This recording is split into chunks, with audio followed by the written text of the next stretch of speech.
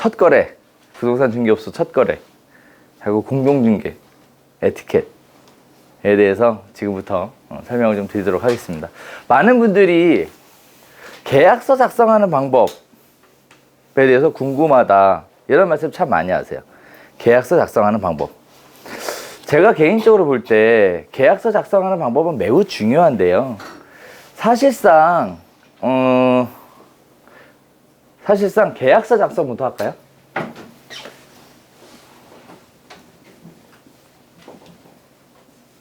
계약서 작성과 관련해서 많은 분들이 어떻게 해야 될까? 그 첫 계약서를 쓰면서 너무너무 떨렸다, 뭐 이런 얘기들 참 많이 하시는데, 사실 계약서 작성과 관련해서는 계약서, 그리고 확인설명서, 이 두 가지가 존재하죠. 계약서, 그리고 확인설명서. 그 다음에 최근에 추가된 게 뭐냐면 개인정보 동의서, 개인정보 활용 동의서, 이 세 가지를 작성하도록 되어 있어요.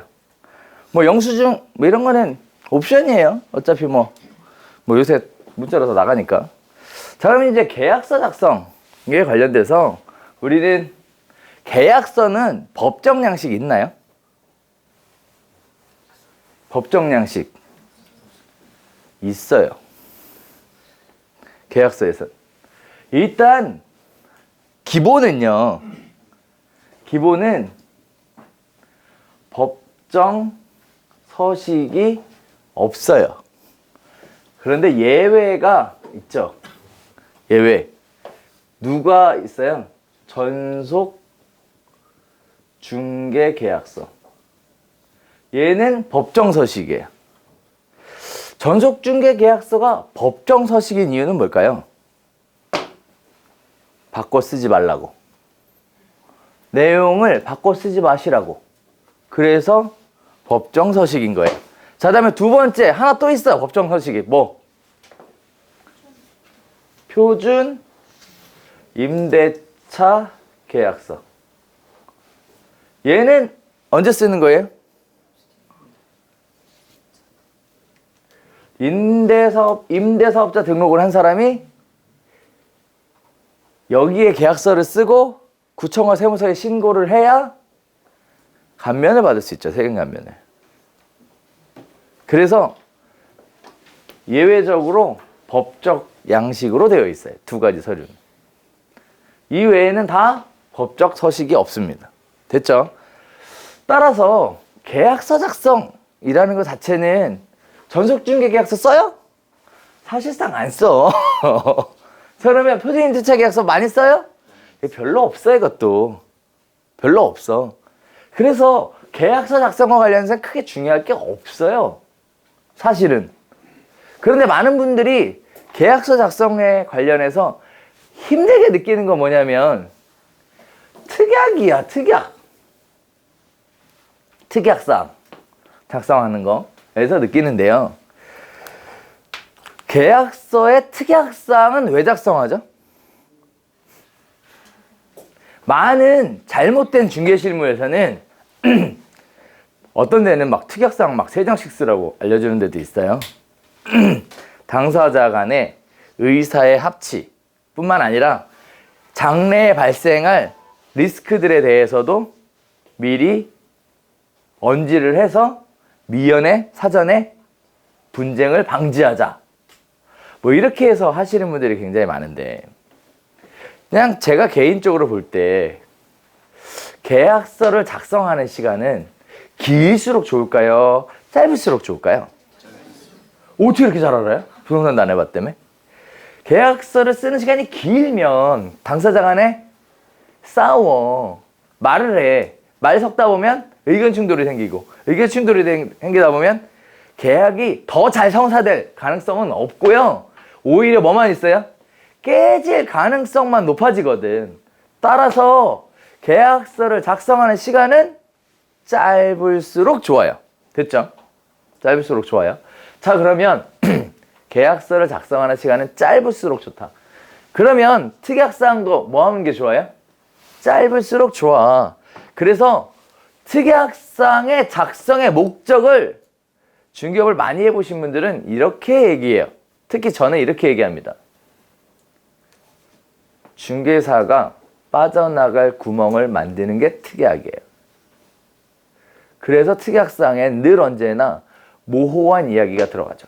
법적으로 아무 효력이 없는 대표적인 케이스가 양 당사자가 직접 매물 확인하고 작성하는 계약임. 법적 효력 없어요. 그럼에도 불구하고 나중에 뭐가 있었네, 뭐가 깨졌네, 뭐 이런 얘기 나올까봐 한 줄 집어넣는 게 그거예요. 양 당사자가 직접 현장 확인하고 체결하는 계약임. 뭐 이런 거예요. 그 다음에 계약서 말미에 꼭 이런 거 써. 기타 사항은 부동산 민법 및 거래 관행에 따른다. 뭐 이러면 도대체 그게 뭐예요? 없어요, 그런 거. 근데 하는 이유가 뭐예요? 아, 원래 이 동네 관행이 그래요. 라고 뭉개려고 넣는 거죠, 사실은. 그리고 또 일일이 다 그 관행이라는 걸 적어줄 수가 없는 것도 사실이에요. 따라서 특약에 대한 거는 나중에 이제 시간이 지나면 여러분들한테 뭐 만들어 놓은 특약집이 있어요. 궁금하면 보시라고 이렇게 안내도 드리고 하는데, 사실 한 방 들어가면 계약서는 한 방에 쓰잖아요. 한 방 들어가서 특약 딱 누르면 쫙 들어가 있어. 그냥 거기서 필요한 것만 띡띡띡 그래서 삽입 넣으면 끝나. 그러면 쫙 들어가. 상황에 따라 수정만 하면 돼요. 제가 지금까지 보면서 뭘 느끼냐면, 계약서 작성하는 게 어려워서 중개업하기 힘들다라는 인간은 본 적이 없어요. 그럼 뭐에 힘들어해요? 손님이 없어서. 손님이 없어서 힘들어하지, 계약서 작성하는 게 힘들어서 중개업하기 어렵다고 얘기하는 분은 한 번도 본 적이 없습니다. 됐죠? 그게 하나예요. 자, 다음에 두 번째예요. 한 방 쓰시라고. 두 번째. 많은 사람들이 단속 나오면 문 닫고 도망가는 이유가 뭘까요? 얘예요. 관공서에서 단속할 수 있는 거는 뭐밖에 없어요? 확인 설명서밖에 없어. 왜? 얘는 법정 양식이 아니기 때문에 발가락으로 작성하든 손가락으로 작성하든 뭐라고 얘기할 만한 근거가 없어요. 근거가 없어. 그러면 부동산 올 때마다 모든 거래 당사자한테 연락 다 해가지고 다운 계약서냐 업 계약서냐 이걸 물어볼 것 같아요? 그렇게 안 와요. 그건 어차피 실거래가 신고하는데 다 떠. 그래서 뭐라고 와요? 소명하라 이러고 오고 끝나. 업다운 계약서가 썼다라는 의심이 되면. 소명은 뭐예요? 통장 계좌 이체한 증거 가져와라. 이렇게 하고 끝나거든. 그래서 그런 문제가 아니야. 단속에 나오는 거는. 뭐예요? 얘가 문제야. 예. 사실 확인 설명서 단속을 왜 해요? 이유는 하나야. 너무 거래 좀 많이 하지 말고 좀 쉬세요, 사장님.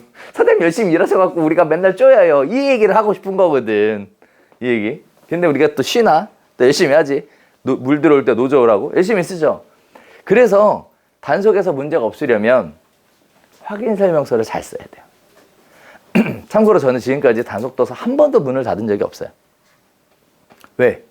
단속할 게 없어. 저는 법을 위반한 것도 없고 확인 설명서도 FM대로 다 쓰거든요. 그럼 확인 설명서는 어떻게 써야 될까요? 제가 이거에 관련돼서 꼭 이렇게 말씀드리고 싶어요. 여러분 공인중개사 아니에요? 공인중개사가 그런 거 물어보면 돼요, 안 돼요? 공인중개사가 확인설명서 쓰는 방법을 물어보면 돼요, 안 돼요? 말이 안 되죠. 공인중개사 시험 볼 때 공인중개사법 배울 때 다 배웠잖아요. 확인설명서에 뭘 써라 다 배워줬잖아요. 근데 이제 와서 다시 물어봐요, 이거를. 자, 확인설명서 작성하는 방법은 이렇게 구두로 할 내용 아니니까 1. 공인중개사법 책을 다시 보세요. 2. 공인중개사 협회 홈페이지에 가면 자료실이 있어요. 네, 자료실에 가보면 확인설명서 작성하는 방법 매뉴얼이 들어가 있어요. 그거를 다운받아서 스스로 공부하세요. 그건 공인중개사로서 당연히 해야 될 일이에요. 누구한테 강의를 들을 내용이 아니란 얘기지. 자, 이거에 관련돼서 잘 설명을 하지만 하나만 언급을 한번 해볼게요. 2017년, 2018년 2년 동안 단속 떠서 가장 많은 과태료 처분을 받은 사건이 이거예요. 다세대 전세 계약서를 썼어요. 그러면 어떤 서류를 열람해서 확인 설명해야 될까요? 어떤 서류를 열람해서 확인 설명을 해야 될까요? 대부분 다 현업에서 등기부 등본 그것도 집합건물 얘만 열람해서 설명을 하고 계약서를 작성하는 경우가 태반인데요. 이렇게 가시면 단속 대상이에요. 이게 과태료 400만 원짜리예요. 자, 그러면 뭐가 필요해야 되냐? 자, 여러분 공인중개사 하시잖아요. 공인중개사법 시행령 21조 아마 2항일 거예요. 제가 네오비 카페에는 자세하게 적어놨어요. 계약서 작성 시 필요한 서류 리스트 쫙 적어놨어. 모든 계약서에서 중개사가 중개보수를 받으려면 무조건 확인 설명서 써야 돼요. 입주권은 안 써도 돼. 누가 그런 소리를 이런 분양권은 안 누가 그런 소리를 공인중개사가 중개보수를 받으려면 무조건 확인 설명서는 작성돼야 됩니다. 됐어요? 거래 종류에 상관없이. 자, 그러면 다세대 전세 계약서를 써요. 어떤 서류를 열람 교부해야 되냐? 집합건물 등기부 등본 당연하고요. 집합건물 등기부 등본을 열람해 보면 토지 별도 등기 있는 경우가 가끔 있어요. 중개사고 제일 많이 나는 거 그거야. 토지 별도 등기. 그래서 토지 등기를 별도로 또 열람해야 돼요. 그 다음에 또 뭐 해야 돼요? 건축물 대장. 그 다음에 토지 대장. 그 다음에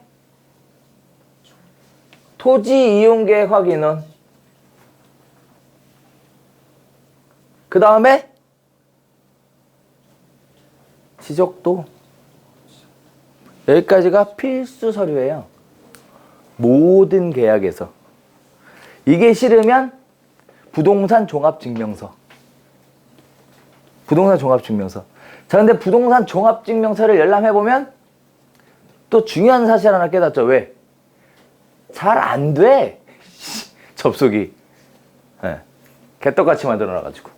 그래서 거래 하나 하려면 최소 5개 또는 6개의 서류가 매번 빠짐없이 준비가 돼서 설명이 되어야 되고요.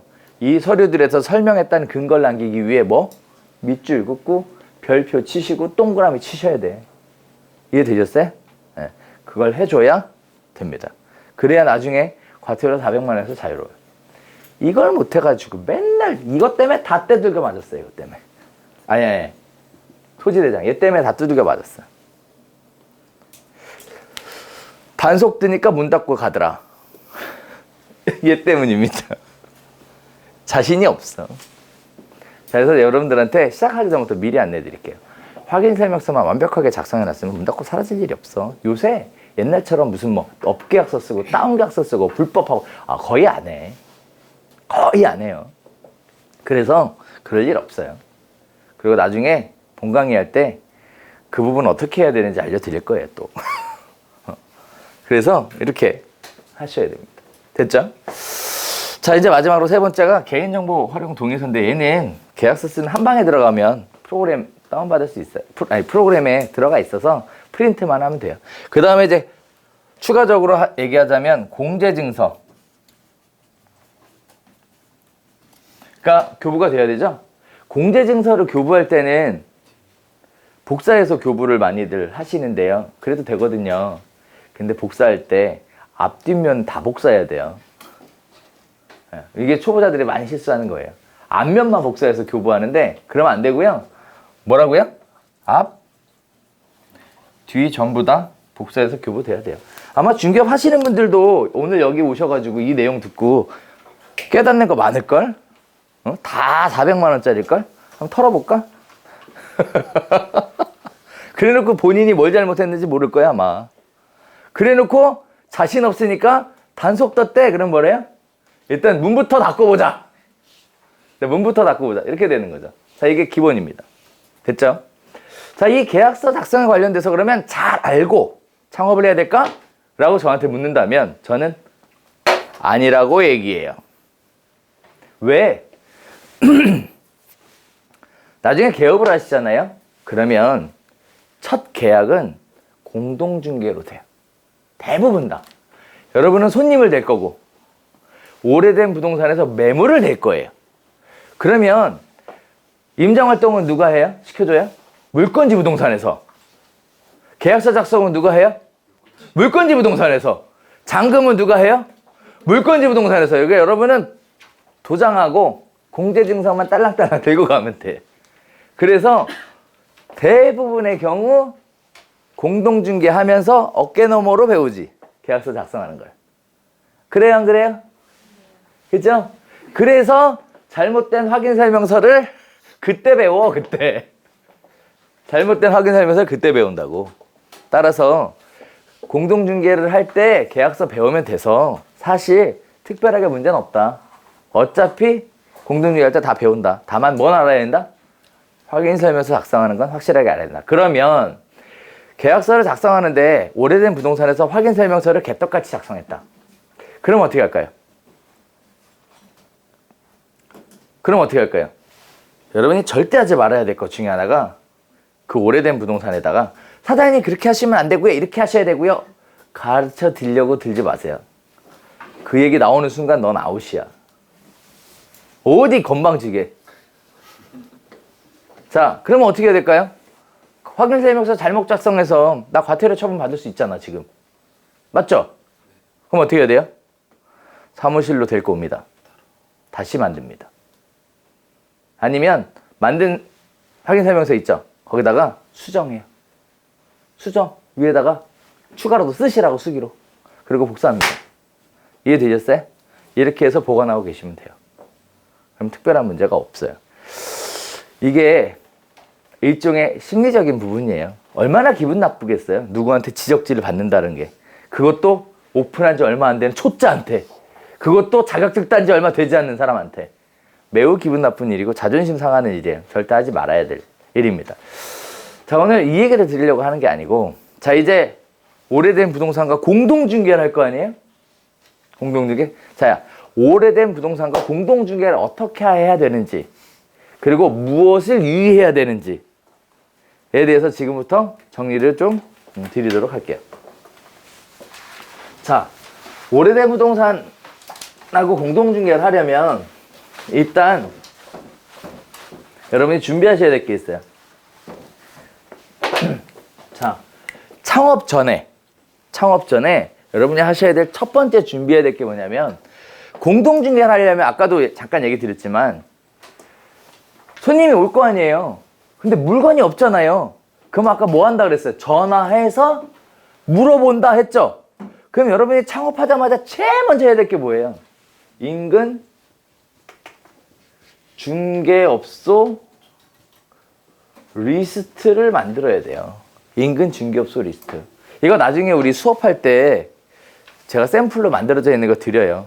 DB 안에.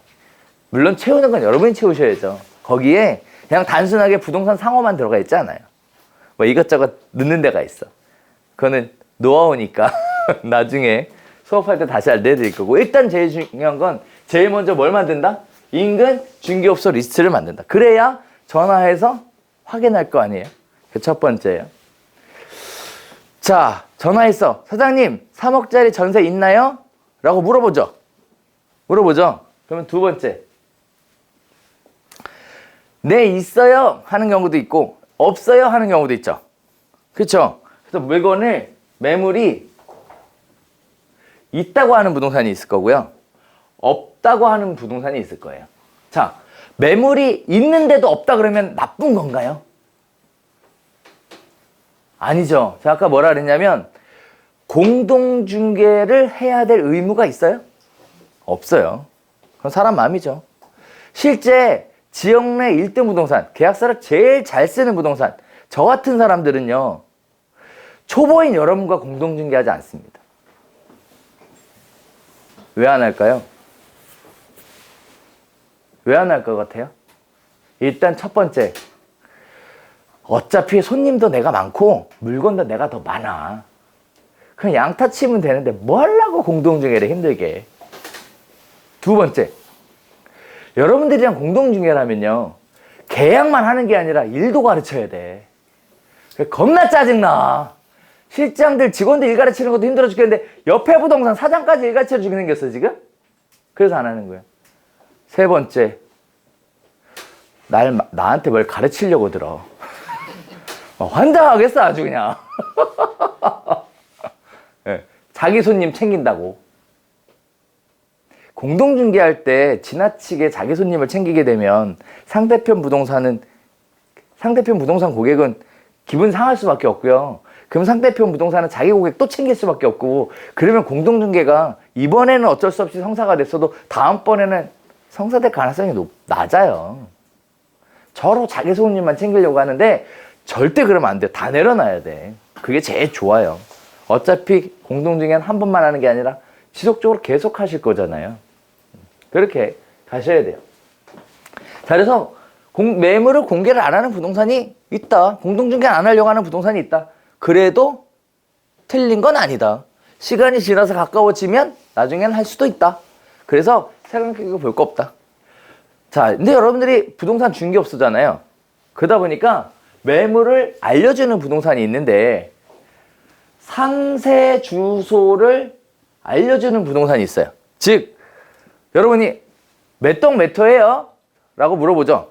그러면 네, 101동 101호예요. 이렇게 주소를 알려줘. 이유는 하나예요. 손님은 안 가르쳐 주거든. 근데 여러분 뭐예요? 부동산이라 물어보면 대부분 다 상세 주소를 알려줘요. 그런데 상세 주소를 역시 또 안 알려주는 부동산이 있어요. 이건 또 틀렸나요? 그렇죠. 틀린 게 아니야. 얘는 정확하게 얘기하면 안 가르쳐 준다기보다 어설프게 가르쳐 주는 부동산이 있어요. 차라리 얘는 문제가 없는데 여러분들은 얘가 문제가 될 거예요. 오히려 가르쳐 준 게 문제가 돼요. 왜 그럴까? 자, 다시 얘기 들어볼게요. 사장님, 101동 101호 매물이 있어요? 라고 했더니 네, 아니 3억짜리 전세 있어요? 그랬더니 네, 101동 101호 매물이 있어요? 했어. 아, 그러고 그거 말고 다른 건요? 하고 넘어가죠. 그럼 이제서 또 문제가 생기는 게 있어. 세 번째, 매물을 접수를 받을 때는 타부동산에서 매물을 알려주죠. 접수를 받을 때는 뭘 확인해야 되냐면 직접 매물인지를 확인을 해야 돼요. 직접 매물. 그래서 101동 101호 있어요? 라고 얘기하면 뭐라고 해야 되냐면 그거 사장님 직접 매물인가요? 라고 물어봐야 돼요. 왜냐하면 중개업소는요, 두 개의 부동산만 거래하진 않죠. 여러 개의 부동산이 같이 껴서 거래할 수도 있어요. 그죠? 그래서 A 중개업소, B 중개업소 이렇게 거래를 하면 수수료는 2분의 1씩이죠. 그쵸? 근데 C 부동산도 있어. 그럼 이제 어떻게 돼요, 수수료는? 우리가 보통 손님지, 물건지, 얘를 뭐라 그래요? 교통이라고 불러요. 제가 은어를 일부러 쓰는 건 아시죠? 네. 제가 법적 용어를 몰라서가 아니라 나가시면 바로 접할 내용이 이 얘기라. 그럼 수수료는 어떻게 돼요? n분의 1이에요. 3분의 1씩. 사전에 특별히 약정된 것이 없으면 n분의 1이 원칙이에요. 이해되시죠? 다만 지역에 따라 자기 고객 수수료 자기가 가져가는 케이스들도 있어요. 즉 A하고 B만 있다. 이런 경우에는 수수료를 다 털어서 2분의 1로 나눌 수도 있지만 손님지 수수료는 자기가, 물건지 수수료는 자기가 이렇게 나누는 경우들이 있어요. 통상은 이렇게 가요. 통상은. 그런데 한쪽에서 수수료가 거의 나올 것 같지 않으면 사전에 거래하기 전에 뭐라고 얘기해요? 즉의 수수료가 이러이러해서 수수료 다 털어서 나눴으면 좋겠어요. 좋습니다. 이렇게 얘기가 나오면 이제 거래가 진행이 되는 거예요. 사전에 수수료 얘기, 약정이 먼저 이루어져야 돼요. 그렇지 않으면 두 개의 부동산이 거래할 때는 각자 수수료 받아가는 거고, 세 개의 부동산이 갈 때는 n분의 1로 가는 거예요. 건물 같은 거 하다 보면 거래가 커지면 교통인 수수료가 적어지는 경우들이 있어요. 나중에 물건을 꽉 잡고 있거나 손님을 꽉 잡고 있는 부동산에서 이렇게 얘기합니다. 거래되기 직전에 손님 부동산은, 손님 수수료는 제가 다 받을 거고요. 물건은 그쪽에서 다 알아서 정리하세요. 그 뭐냐면, 교통, 줄줄이 붙어 있는 것들, 싹 다 물건지에서 알아 정리하라 이거예요. 네. 그 힘 있는 부동산, 영향력 있는 부동산, 어려운 걸 끌고 간 부동산들은 그런 요구를 할 수 있어요. 그리고 그렇게 실제 진행이 되고. 자, 그래서 뭘 물어봐야 되냐면, 이런 걸 물어봐야 돼. 사실은, 101동 101호가 C 거야. 그런데 B가 나한테 101동 101호를 알려주잖아요? 그럴 수도 있죠. 그런데 C한테 받은 매물이라는 걸 얘기를 안 해. 그래서 3억짜리 전세 있어요? 했더니 101동 101호 있어요? 이렇게 얘기해버리는 거예요. 그럼 문제가 되는 게 뭐냐면 계약할 때 B도 나와. C도 나와. 참. 그러면 2분의 1씩 수수료 가져갈 거라고 생각했는데 실제 한 사람이 더 나오면 3분의 1이 돼버리는 거죠. 이런 문제가 발생을 하게 돼요. 그래서 사장님 직접 어차피 리스트를 만들어 놨고 다 전화할 거였잖아. 그래서 그 부동산만 물어볼 게 아니라 다른 데도 전화해서 물어볼 거였으니까 사장님 직접 매물만 알려주세요 라고 하셔야 돼요. 그렇게 안 하면 잔금 칠 때 뭐라고? 호박 넝쿨처럼 땅콩처럼 줄줄이 다 딸려와요. 아셨죠? 그래서 초보자들이 당하는 거예요. 자, 다음에 네 번째. 직접 매물을 알려줬어요. 그래서 직접 매물을 보러 갔어. 손님이랑. 그래서 임장을 갔어요. 자, 임장을 갈 때는 물건지 부동산에서 만날 수도 있지만 임장하고 싶은 곳에서 만날 수도 있어요. 상황에 따라. 그래서 매물이 있는 곳에 가서 만난다고 칩시다. 그래서 만났어요. 그런데 현장에 갔더니 임대인이 있네. 임대인이. 이해되죠? 그래서 임대인이 있는 상황에서 물건지 부동산, 나, 그리고 우리 손님. 임대인이 있는 상황에서 물건지 부동산, 그다음에 나, 그런데 손님. 이해되죠? 이 상황이 됐어요. 매물을 다 보고 가려고 그러는데 임대인이 갑자기 저한테 이 얘기를 하네요. 사장님, 명함 하나 주고 가세요. 임대인이 갑자기 나한테 사장님 명함 하나 주고 가세요. 이렇게 얘기를 했어요. 자, 그럼 뭐라고 얘기해야 돼요? 초보자인 여러분들이 가장 먼저 매장당하는 이유가 이것 때문에 매장당해. 네. 그럼 뭐라고 얘기해야 되냐면 사장님, 저쪽 부동산에 전화하세요. 저한테 직접 전화하실 일이 없으니까 제 명함은 없으셔도 돼요. 저쪽 부동산에 얘기하세요. 라고 정리를 좀 해줘야 돼요. 이해되셨어요? 명함을 주면 혹시 전화 오면 어떻게 할 거예요? 되게 곤란해져. 그 상황이 되면. 어떻게 할 건데? 양타 칠 거예요? 양타를 쳤다가 걸리는 순간 생매장이야. 부동산 해보신 분들은 알 거야. 그 상황 발생하면 걔는 진짜 완전 탈탈 털려 진짜. 거기다가 막 정말 파렴치 안에다가 뭐 하여튼 뭐 세상에 안 좋은 건 다 붙어. 온 동네 다니면서 뭐라고 얘기하는 줄 알아? 걔 오픈 안에 걔 봤지. 눈빛부터 영 아니더니 물건 빼돌리더라. 걔랑 하지 마. 너 걔 물건 알려주면 막 쫓아가서 난리쳐. 알지? 얘기 다 들었지? 이렇게 해서 완전 땅바닥에 매장을 시켜버려. 그러니까 절대 얘기하면 안 돼요. 절대 명함 주면 안 돼요. 됐죠? 자, 그런데 사장님 저한테 전화하지 마시고 그쪽 부동산에 전화하시면 돼요 라고 했어. 그랬더니 갑자기 가기 전에 버선발로 뛰어나오더니 그러면 상호만 알려주세요. 이름만 알려주세요 라고 얘기했어요. 자, 그럼 뭐라 그럴까요? 행운 부동산이에요. 이렇게 얘기하면 똑같이 외장 당하는 거야. 부동산엔 비밀이 없어요. 지금 당장은 괜찮을 수도 있겠지만 결국은 문제가 생겨요. 그럴 때는 더 큰 소리로 얘기하세요. 사장님 왜 그러세요? 전화는 저쪽 부동산에서 하시면 됩니다. 궁금한 건 저쪽 부동산에서 얘기하시면 됩니다. 크게 얘기를 해. 그러면 뭐라 그러겠어요? 물건지 부동산에서. 오, 저 믿을만하네. 믿을만하네. 쟤랑은 거래 계속해도 되겠네. 이렇게 신뢰를 주는 거예요. 이해되셨죠? 여기까지. 자, 그럼 이게 다일까? 아니에요. 마지막으로 5번째.